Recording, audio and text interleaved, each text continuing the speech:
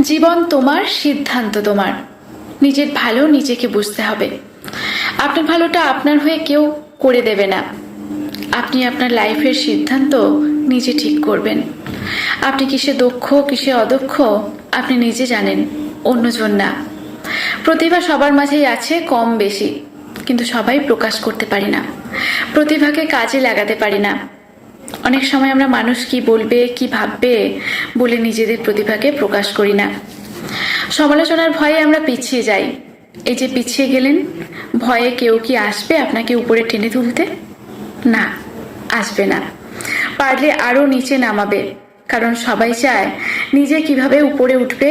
এতে যদি আপনি পথের কাঁটা হন, আস্তে আস্তে আপনাকে সাইডে রেখে সে ঠিক উপরে উঠে যাবে। আজ যদি আপনি সফল হন, সবাই আপনাকে বাহবাহ দেবে। আবার আপনি যদি ব্যর্থ হন, তারাই বলবে আপনি লুজার।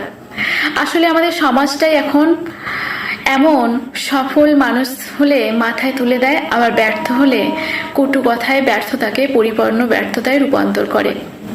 আমরা স্বার্থ ছাড়া কেউই এক পা চলি না। মুখে মুখে অনেকেই বলি আমার কোনো স্বার্থ নেই, যা করি বা বলি উইথআউট বেনিফিটে করি।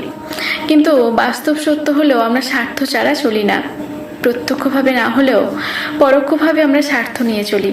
তাই অন্যের স্বার্থের উপর নিজের ভালো মন্দটা ছেড়ে দেবেন না। নিজের স্বার্থ নিজে বুঝবেন।